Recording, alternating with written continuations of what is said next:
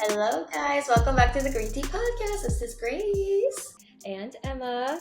So in today's episode, we are talking about women's beauty standards. We're going to cover how these standards have evolved over time, share some personal stories about how we've adjusted to these beauty standards, and even talk about how different astrological signs can influence our choices in beauty and fashion. Joining us for this episode today is one of our fellow creator friends, Shiny. So Shiny, if you want to go ahead and introduce yourself. Hi, my name is Shiny. I create beauty and lifestyle content, and a lot of my messaging revolves around showing up as your most authentic self and being imperfectly you. Yes, I think Shani's a perfect guest because she does beauty and self-love, which is what we need. All right, as we go into the beauty talks today, we have a little fun matching game. Astrology matching game with beauty. Also, we have a first kind supporter of the Green Tea Podcast, Viva. So I actually have Viva flats that I wear to the city so often, like anytime that I just want to slip them on. And I also got the Addison pointed toe work heels. Emma, what are your Viva shoes? Melody slingback heels, pretty similar to the ones that Grace has, but obviously a bigger heel and like a square toe. But I love these. Those ones are really cute though.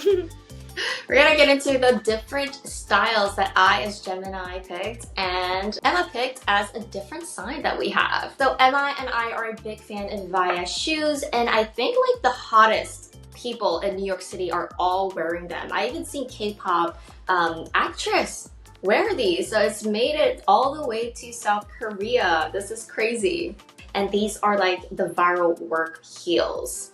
Now they have little cushions here, so your feet are not gonna hurt throughout all day. And these shoes are very special because they are eco-friendly, made with recycled materials. Not only are they trendy, but you're helping out the world as well, and to use recycled materials to bring out these cute styles.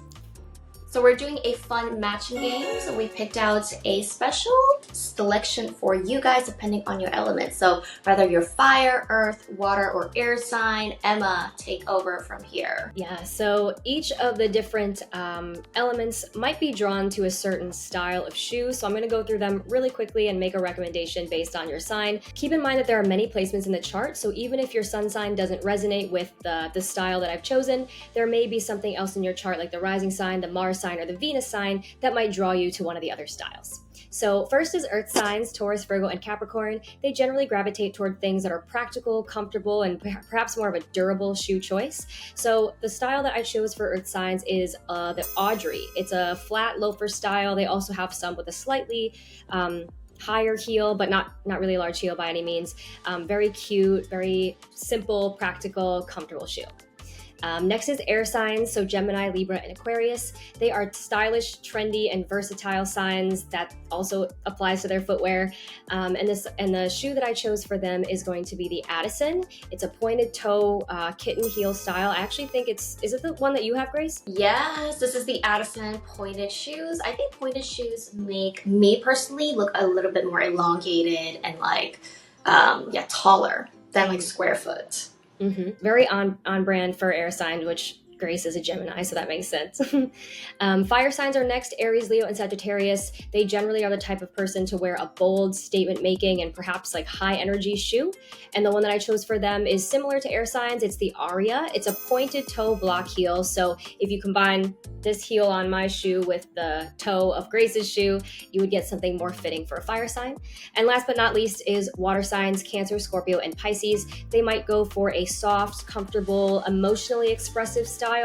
So the shoe that I chose for them, especially coming up the summertime, is the Manuela. It's the soft pillow sandal, a slide sandal, perfect for going to the beach or outside, activities in the sun. Very fit for water signs. And just for the Green Tea Podcast listeners, we have a special code, a little discount for you guys only. So use the code GT10, $10 off, and it could be only used once, and it's valid until July 17th. So run, don't walk, you guys. Like literally, look how cute these are, and these are durable, going to last you for a long time. Of course, you can go out to Viva.com and check out any styles that you want. It's not limited, but let us know if we were accurate or not. What we want to dive into today is beauty and also astrology. So though, I know Emma said depending on your rising sign, she could actually kind of predict what you look like. Emma, can you like dive into that? Was I right? Yes. So to some degree, right now, of course, there will always be exceptions. I feel like I have to say that on every episode that I talk about astrology, but there will always be exceptions. But the rising sign generally can tell you a little bit about the physical body and how you like present, I guess, to the world through your body, right? So this is different. I just want to add really fast. This is different than Venus, right? Venus is how um, Venus represents aesthetics. So it's how you might dress or like certain fashion or beauty choices in terms of how you clothe yourself, maybe. But in terms of like the physical body, you can kind of get some inkling of what somebody might look like based on their rising sign. So to just give you a few examples, right? People who are Earth rising signs, they may appear physically to be, I don't want to say short and stocky. Someone described that to me one time that way. I don't think that's true for every single person, but maybe a little bit more grounded and like not muscular, but kind of like, I don't know. I mean, I'm a Taurus rising, right? And I'm short. I'm not like so super thin that like, I would just blow away in the air maybe, but um I do think that I fit like the build of an earth sign, right? Air sign risings, Gemini, Libra, and Aquarius can be known to be long and thin to some degree. Obviously, not everyone's going to be super tall, but on the thinner side. Fire signs tend to have a very kind of like bold or strong look. Rising signs, so Aries, Leo, and Sagittarius rising, and water signs can often have more of a soft, ethereal kind of like I don't want to say romantic, but almost like a bit of a romantic type of air about them. Um, so yeah, I hope that kind of answers the question. So, Shiny, what is your rising sign? Do you know? My rising, I think, is Gemini. Emma, do you have anything to kind of predict Shiny's look based on her sign? Well, it's funny because I do think that like physically, Shiny does kind of like fit the description of a Gemini rising. Gemini risings are people that generally, like I said, if we're talking about the physical aspect, they're um, long. I don't say long and thin, but sort of long and thin, right? I know Shiny, you're not like super tall, but I know that you do have like a thinner kind of a build naturally, and you seem to be like long for your height, if you will. If that makes does that make sense? Um, and they also Geminis can kind of walk around with this air of like curiosity like written on their face, and like just the way that they walk around, like people might look at them and feel like, oh wow, that person looks like they're really absorbed in like the world around them, kind of like maybe not necessarily the person that like walks down the street like like with a goal in mind, but very curious and kind of taking in everything around them. There's I think a weird presence about air risings, but also a curiosity at the same time. So I'm a Taurus rising, and I think that I fit pretty well with Taurus rising. I approach the world um, with like kind of comfort in mind, and I try to approach things in a more like kind of grounded way. Even the way that I kind of walk down the street, I've been told does carry a bit of an energy of like groundedness. Like it seems like I am going a certain place and that I'm like determined to get there, which I find is really interesting. I don't know. These are things that I don't really know if people pay attention to them. Like, when you see people on the street, is this really something that you're observing about somebody? But I do find it pretty interesting. And Uh, a Libra. I think yours makes sense. I mean, I also know, I've been knowing you for a while, but Libra risings, similar to Gemini risings, carry that kind of like longer, thinner, air-like kind of physical aspect, which I definitely think is true about you. And Libra specifically is ruled by Venus, so Libra places a high emphasis on aesthetics and beauty and projecting like that image of what they consider to be beauty.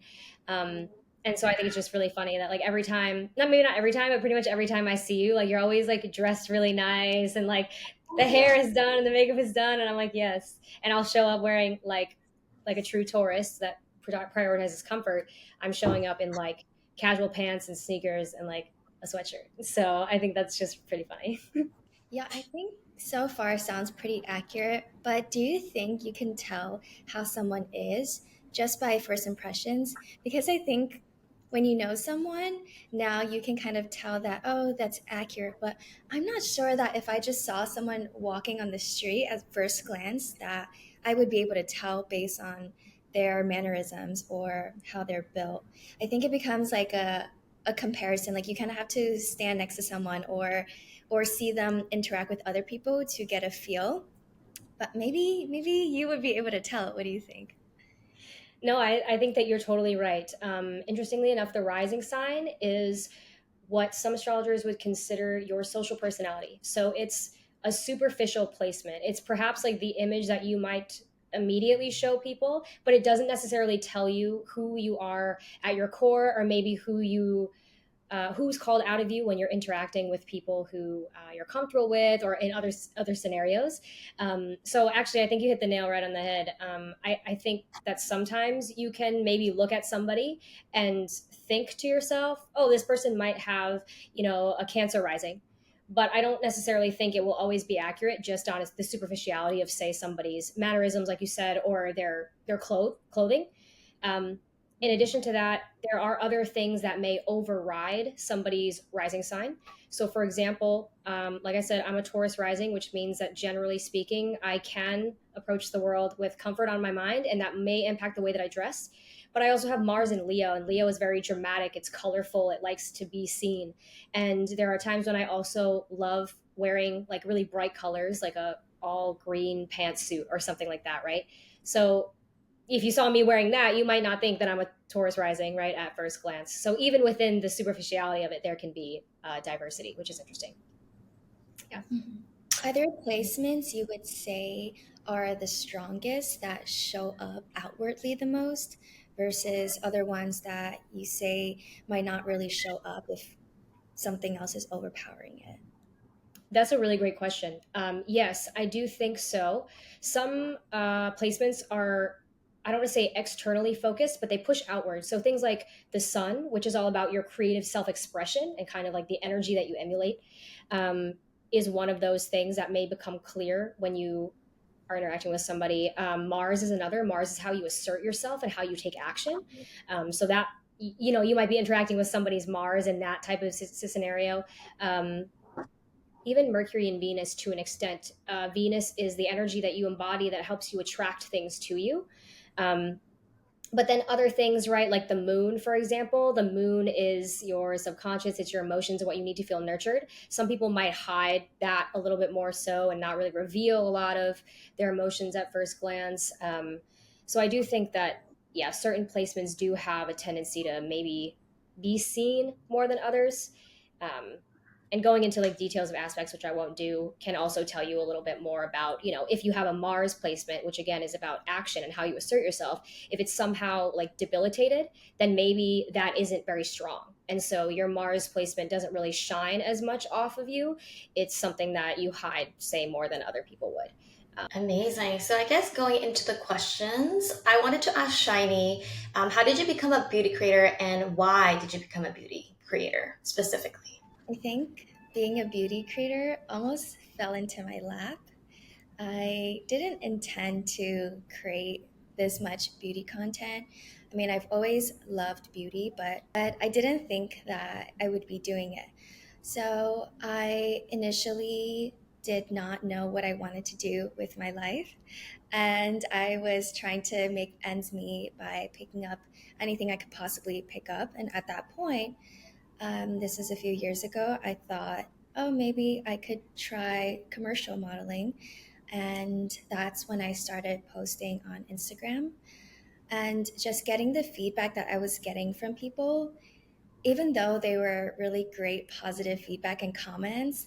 Your very girly girl comments like, you're so beautiful, you're this, you're stunning, you're that, made me feel kind of bad about myself. And that was because I felt like I was being someone that I'm not, because a lot of the photos were highly retouched, especially when it came to my skin. I knew that I did not look like that. And I also had a lot of insecurities growing up regarding how I looked and my skin.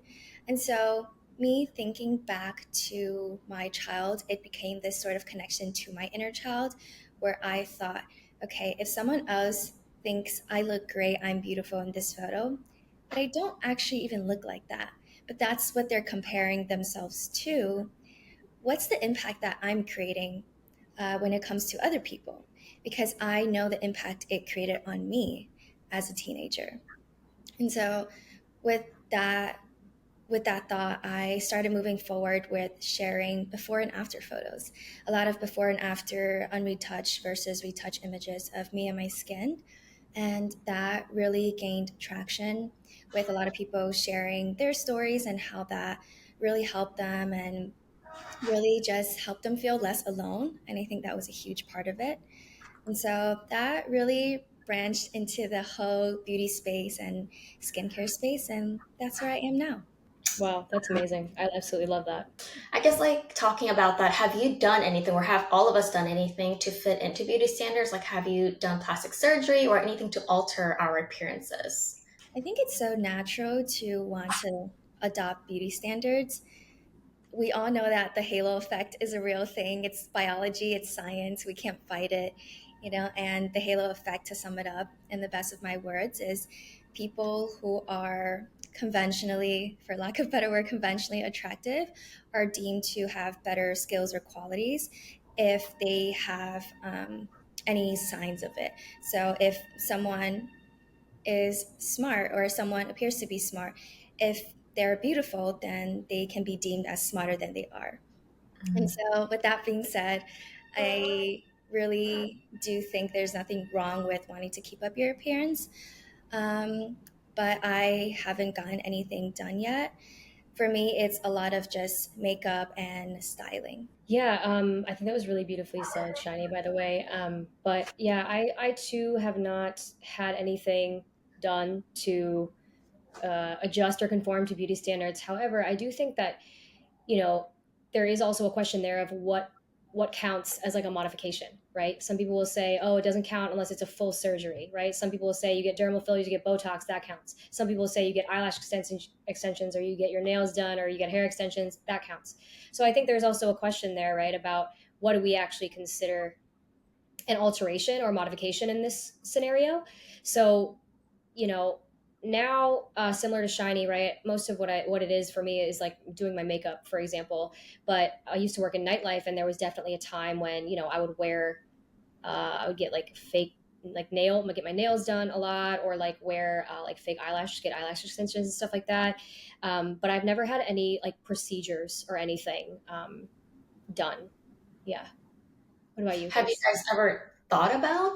Because I feel like I'm the only one, so I want to ask you guys. Yeah, I for Mm. sure have thought about a lot of things, and I actually have quite a few things I would change or get done. However, the other side of that is I'm also very, very health conscious. And so when it comes to picking between beauty and health, I will always pick health. And that's why I've chosen not to do anything that might be more invasive. And so things even like getting filler or any sort of minimally invasive procedures, there are still some potential side effects or risks to that I would rather not have to take in consideration of. And so that's the reason for it. But aesthetic wise, there are quite the number of things I could go down. Um, but yes, that's long story short. Yeah, I feel like for me, a lot of the reason that I haven't gotten anything done is because I find that I'm always sort of on my own journey of trying to discover and come home to my own truth and like authenticity. And I think similar to what Shiny kind of mentioned at the beginning of this, like it doesn't feel really right for me to know that I have drastically changed something about my image in order for me to accept who I am. It's more about that for myself, right, on the inside, not what other people accept or don't accept, but rather, can I accept who I am really as I have been put onto this earth, right? And what discrepancy is there if I'm not able to do that? And the only way that I'm able to do that is through altering my image. Now, I want to just say that I'm not saying that as a judgment toward other people who choose to do that, because somebody else's journey may be different than mine. Their values may be different than mine. Their end goal might be different than mine, right? But just for me personally, I just kind of always felt like every time I'd considered maybe doing something to my face or like my lips or my eyes or something, um, the thought of actually doing it, following through, made me feel worse at the end of it. If I ask myself, how do you think you'll really feel when this is all said and done, like a month after, I would, for whatever reason, I would just always get this feeling like, oh, that would not make me feel good about myself. I think I kind of similarly think that way. I consider the risks versus how much of an impact it will make on my happiness. I think I did talk to Grace previously about a few things I would get done, and I am still thinking about it for maybe future or just near future down the line. I'm not really sure yet, but it's things. Those are things that I would put more thought into to evaluate.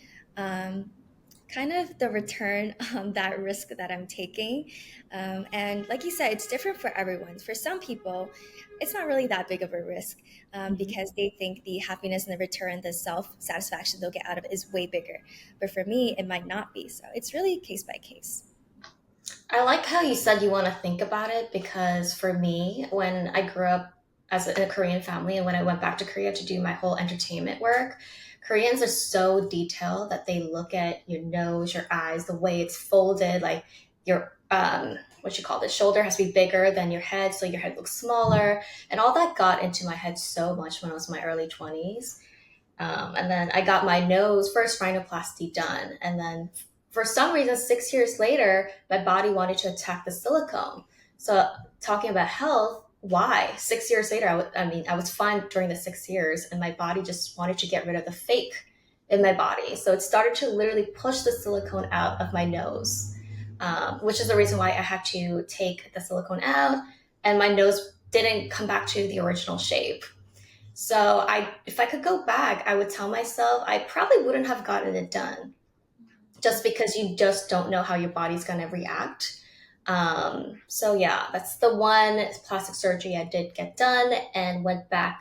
Have you ever done any like minimally invasive procedures or just the rhinoplasty? I got a lot of skincare. I've gotten a lip filler once, like 7 years ago. No, like 5 years ago. I didn't love it. I think in the beginning, because it was so trending, I was like, ooh, I look good. But looking at my videos back, I'm like, what is this duck lip? Oh my gosh. So if you want to get something done, get something done that's like temporary because you're going to look back and the trends change, which is scary. So, is Yes. there anything now that you would get done after your experience, your rhinoplasty experience that didn't really go exactly how you wanted 2 years down the line? I'm thinking, should I get a nose revision or not? Because not that I care about what other people think, but still at the end of the day, I have, a beauty job being in the entertainment space, even being an influencer, and it does bother me, but not that much. So I don't know. I'm deciding would I get it done or would after I get the revision again, is something again gonna go wrong with my health? So that's also something you have to think about. So if you do get something done, it's not just once, it's like a continuous process if something goes wrong. Other than that, I don't want to get anything done permanently. I was just thinking naturally, like that makes me raise questions, right? About we're all talking about how trends might change, right? Beauty standards might kind of change, and that kind of could lead into a conversation about how beauty standards have evolved, at least for women, over time. I find it really interesting because even though now maybe there's a certain, at least in Western culture, right? Which I can't talk about other cultures, but maybe you guys could. In Western culture, I feel like standards of women's beauty have like changed. It's like every 20 years or something. They're always like something else is new. And I know we did an episode where we talked about like BBLs and Kim Kardashian type of figures being so trending. But before that, there was this like heroin chic look that was really trending. And if you take it back even farther into history, it's more about like the woman's shapely natural body and Marilyn Monroe, who was this like icon and this sex symbol. And she didn't fit necessarily either, or she didn't necessarily fit what's maybe trending now, right? But she still had such a huge impact on women and sex and things like that back in her day. So I don't know. I find that interesting. I would love to know a little bit more about how you guys feel about how beauty standards have changed, and if there is a certain culture. Cheyenne, you're Chinese, right? And Mhm. Grace, obviously, you're Korean. I'm Korean too, but I don't know much about Korean beauty standards. If you guys notice any differences or anything across cultures as well. I guess in the Korean beauty standards, I think it became more natural, But it's ironic because people get a lot of plastic surgery to look natural, like a natural balance in your face. So I heard that 6, 7 years ago when I got my nose done, it was more like the pointy high nose because Asians have a low nose, and high nose makes your face have more definition. But now people want to go for that, keep my natural nose, but make it look cleaned up. But you're still getting plastic surgery, so depends how you want to perceive that. But it's became so much more detailed, such as makeup has boomed in South Korea, so covering up little imperfections, lip liners, and everything has evolved so much. So it's ironic that people want to stay more natural, but we're using more products and more plastic surgery to achieve that. Mm. Yeah, I'm not as up to date with current like Chinese beauty standards, but I think overall there's a lot of overlap just amongst the Asian beauty standards when it comes to looking more natural, being slimmer, being paler, being cuter rather than more sexy and the more Western ideals.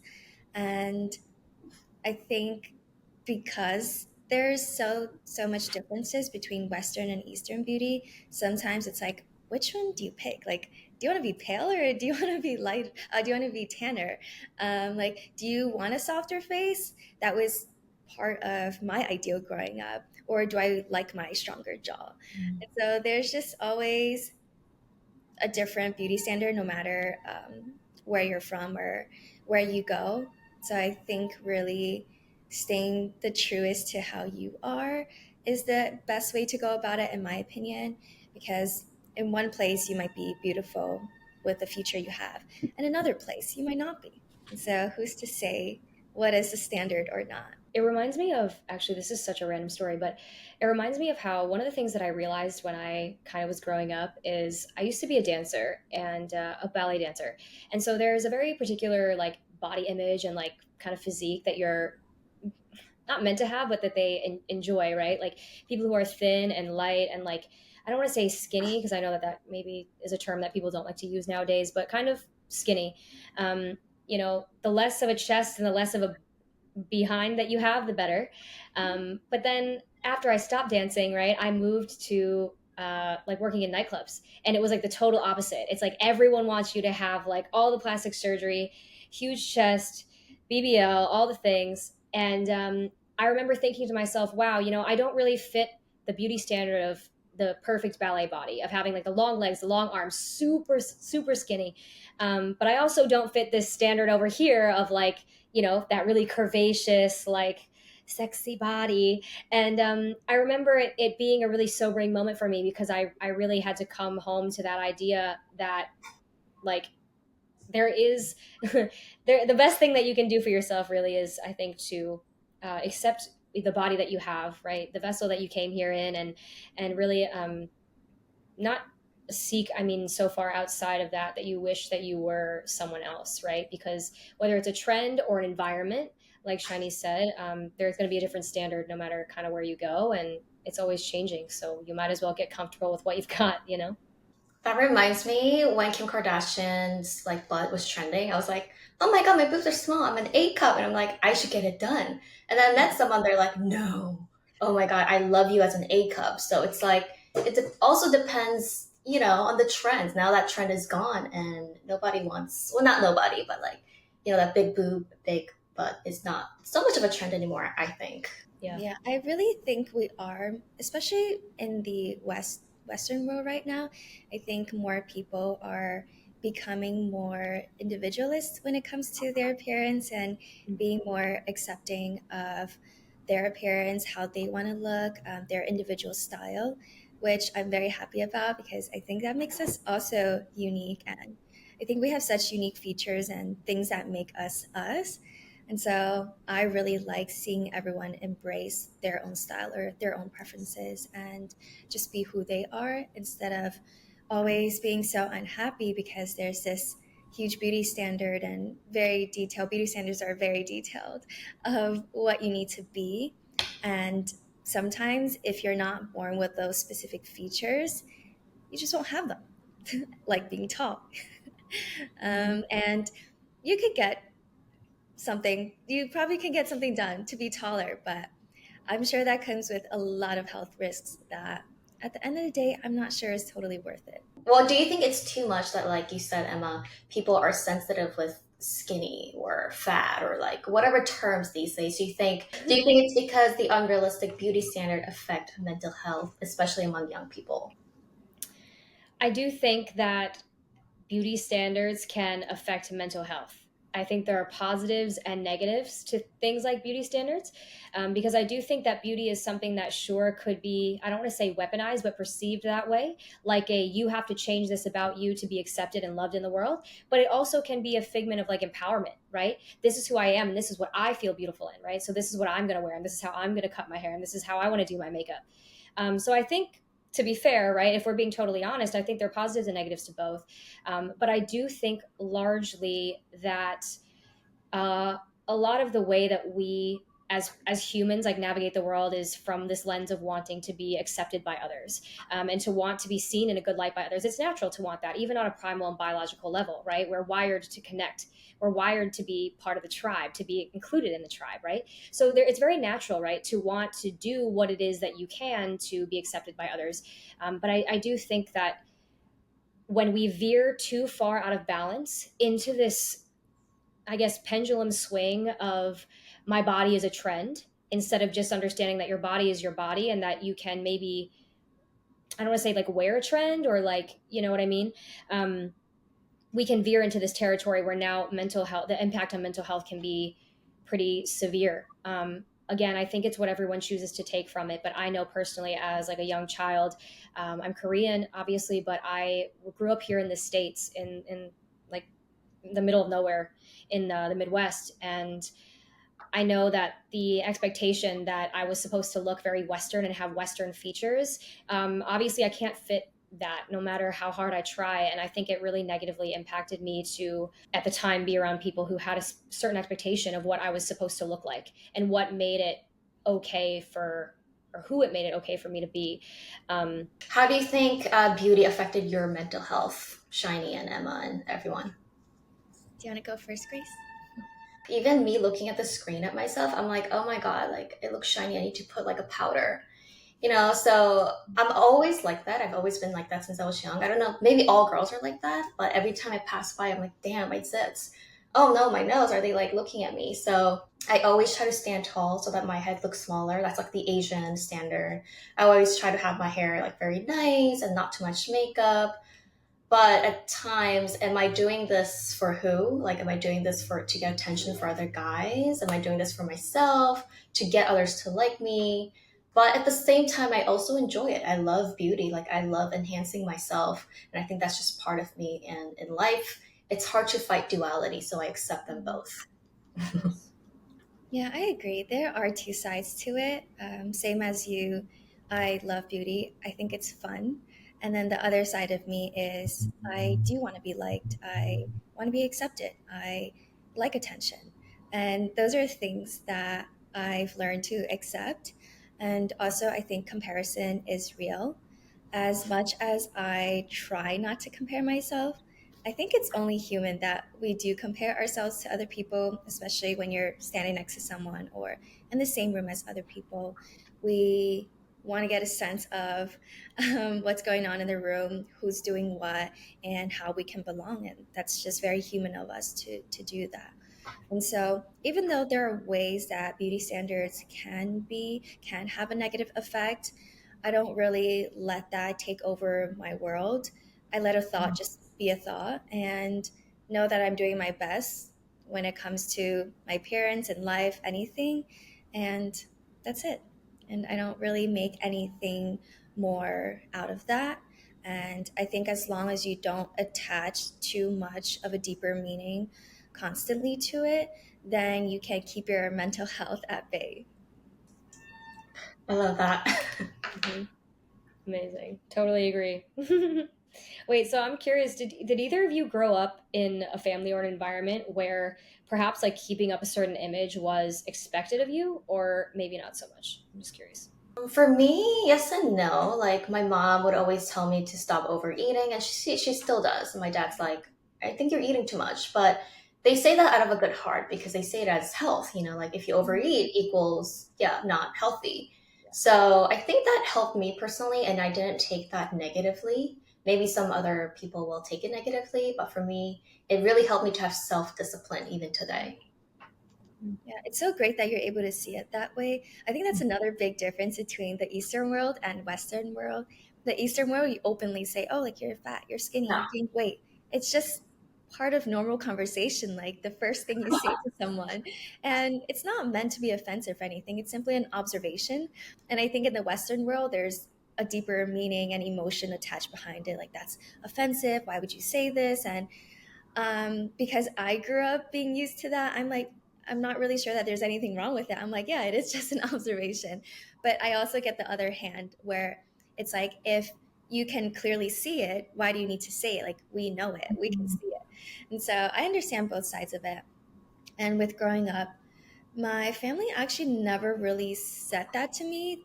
It's always been, oh, you're so thin, but nothing has ever really been that negative. Maybe my skin color, because I am slightly more tan, that has been something, um, or just my body proportions. Like I've always had a bigger head, and that's been an insecurity of mine growing up. And that's something I cannot change. I cannot get plastic surgery for that, even if I wanted to. But that used to be a little joke growing up, and I think that kind of got to my head a little bit. But I'm not really sure that I had really strong beauty ideals or standards enforced upon me. Um, I think it maybe there was, but I can't remember. So it just felt so natural for me to develop these preferences. Maybe it is social media. Because I can remember going back to 5 years old when my grandma, maybe younger than 5 years old, my grandma was telling me to put on this really nice shirt. And it was a t shirt because it's hot. And I remember saying, no, I don't want to wear that. And she goes, why? And I say, because I have so much hair on my arms. And I have no idea where that came from. I don't know if it was like a little joke or something, but that became something I became aware of. And now talking about beauty enhancements, I've been getting laser hair removal. So maybe it is just subconscious things and things people say to you, family, friends, culture growing up that become a part of you and your identity. Mhm. Yeah, even with the hair thing, actually, in Asia, like it's okay to have arm hair. But noticed that in America, they're like, ew, what is that gorilla hair? Like, what are you, like armpits? So I think hair is like more sensitive in the West than the East. This is just so, it's just so interesting to me how like you go just to different places and things are totally different. Like a feature is perceived completely differently in another culture, another country. Um, yeah, I'm just letting it like marinate inside my head right now. Hmm. Yeah. Emma, did you have your parents ever comment about your looks? No, kind of true to what you guys have mentioned, right? About how like in the Western world, maybe it's like you don't call those things out necessarily. Um, my parents didn't really have much of a, I'm like thinking, is this true as I'm saying it? I would say no. My family didn't really have a lot to say about my image or my beauty. It was really more so my social environments, I think, that was where I first became, started to become aware of how different maybe I looked than other people at the time. Like I said, I grew up in the Midwest, so everybody around me at the time, this was also back in the early 2000s, late 90s, early 2000s.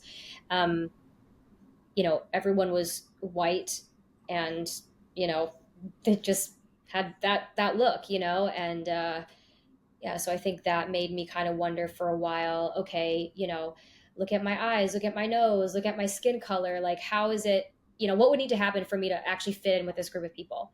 And at the time, when you're in like third grade, you're not thinking about all the different plastic surgery that you can go and get, right? So I would say for me that was what really impacted me the most. But kind of similar to some of the things that you both have said, you get to this point where you realize, well, there's nothing that I can really do about that, right?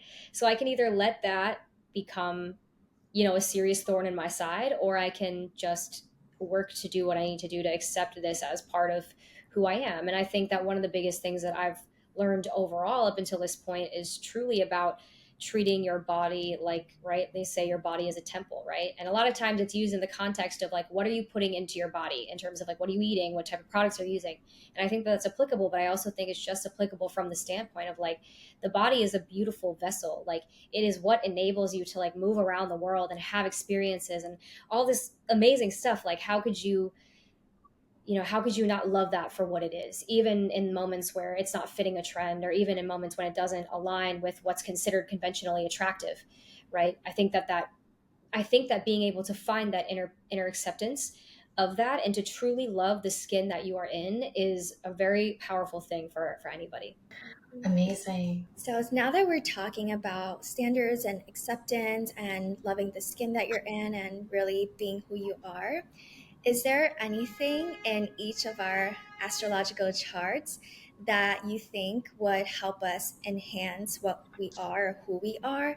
Are there specific things that we should do to help us be more us? And what aspects of it are we looking at? Ooh. Are we talking about like from a beauty standpoint or just from like an authenticity like kind of standpoint? I think they go hand in hand because I think Yeah.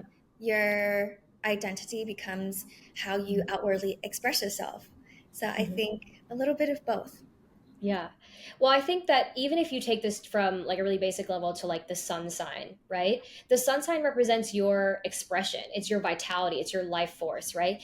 And so I think that like part of that means aligning with what you truly what lights you up, right? What kind of style you prefer, or what type of, beauty things, products, modifications, whatever it is that you really resonate with. And firstly, not being afraid to unabashedly be yourself in that regard, right? So, for example, if you're somebody who is like a Gemini, you may, oh, wait, Grace is a Gemini, you might really enjoy trends. You might really enjoy like switching things up and like one day having one vibe, another day having another vibe. I know Grace is a Libra rising, and I do kind of recognize Grace that a is, lot in the Grace way that is you, like that. Yeah, I'm yeah. like everywhere. I'm like, ooh, apple or orange, I can't pick. I'm indecisive. I want both. Yeah, exactly.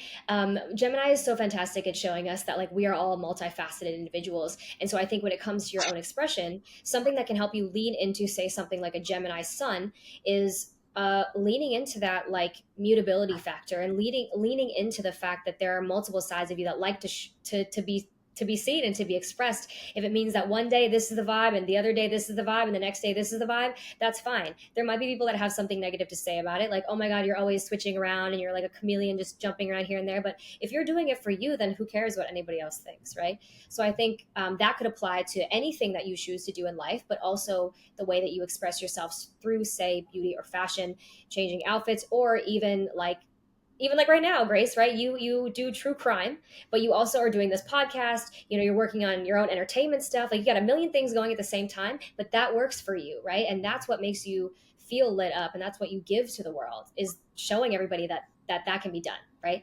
I think that's beautiful, and I think that's a wonderful thing. Um, Shiny, you're a Cancer, right? So if we're talking about Cancer, actually, you know what, Shiny, I have a different one for you, because this stood out to me when I looked at your chart. Shiny has, if you don't mind me sharing, of course, I Shiny looked has at my Moon in own chart. Aquarius. Right? So Shiny has Moon in Aquarius, and I noticed that her Moon is also sitting, I think, conjunct her midheaven. The midheaven in astrology is how you're perceived by the world, it's your public reputation. Um, and the moon in Aquarius is a placement that represents, so it's your subconscious needs and desires and what you need to feel nurtured. Aquarius is the strategy through which you do that. And I know you've mentioned a lot about authenticity and really being true to who you are. And in this day and age, it's starting to change, but in this day and age, authenticity is strangely something that can feel maybe a bit rebellious, right? Because we are so used to catering to like certain beauty standards or fitting within a certain box. But there's a side of you, Shiny, that you will feel most emotionally connected with yourself when you are challenging societal norms. Not to the point where it's imbalanced and you're just doing it to be, I don't know, like, I don't want to say like an anarchist, but challenging things that are taught, right? And asking like important questions. And so choosing specifically like a career for you, for example, whereby you can exercise that authenticity and show yeah, I guess exercise that authenticity will also help you feel like emotionally really at home with yourself. And the reason that I say that in terms of like how that would help you in terms of what you express is because underneath the expression that we have, it's driven by like how we feel, right? And so when you feel at home with yourself, the way that you express yourself is a lot more, I don't want to say like stable, but it's aligned, right? If, say, you feel negatively about something, then it's going to reflect in the way that you outwardly express that, right? But if you feel at home with something, um, uh, the hope is that it would also naturally express that way. I don't know if that makes sense, but Yeah, that does make a lot of sense. Well, I guess to wrap it up, last question. What does beauty mean to you personally? It depends on age and like what era you're in. For me, beauty is just enhancing your natural looks and being as healthy as you can. So I look at beauty and health and wellness as like one category now. And I try to put less makeup and just enhance what I have instead of adding more to it. But at the same time, I really enjoy doing that. Um, like I said, with Koreans, trying to look natural at the same time, but achieving the natural look with makeup, with plastic surgery. Ironic, but fun. I think beauty to me would be very similar to what you said, enhancing your natural self and embracing who you are and doing and showing up as what you feel best in within healthy bounds, mentally and emotionally as well. yeah, I mean, I totally agree with that also. I think when I think about beauty as like the actual defined word, meaning like just a combination of these different qualities about you, I think that's that from like a logical perspective. But then in terms of like how do you express that and how do you relate to that, I would definitely agree with what the two of you said. I think beauty is a really highly individualized thing, and for me, I think beauty does play kind of hand in hand with both authenticity and something that I actually haven't mentioned yet, which is like exploration. I think I like to look at my life as a bit of kind of an experiment, and part of the way that I like to do that is through beauty, right? Shiny mentioned something earlier about modifications and how there are certain things that you are still thinking about, right? You haven't like maybe fully decided, oh, I want to do this, but I'm considering it. I want to weigh out the pros and cons. I want to understand this better. And I think that's another avenue of beauty, at least now that I've gotten older, that I really try to like take in is instead of looking at um, trends and changing things about yourself as like this inherently negative thing, I just try to look at it too as like a bit of an experiment, you know, like how do I feel about this if I actually were to put myself in this position, obviously within reason, for myself. But yeah, I don't know. I think beauty is something that can be expressed in so many different ways. I just want to say thank you so much to Shiny for joining as today's guest. And if you guys have any more questions, remember to leave a comment down below. And see you in our next episode. Bye. Sorry, guys, I became narcissistic for a moment. Once again, big thank you to Viva. It is the It Girl, eco-friendly and comfortable shoes for everyone. It is the brand that everybody's talking about right now on social media. Remember, just for the Green Tea Podcast listeners, you guys could get $10 off by using the code GT10 deeds in the description box below.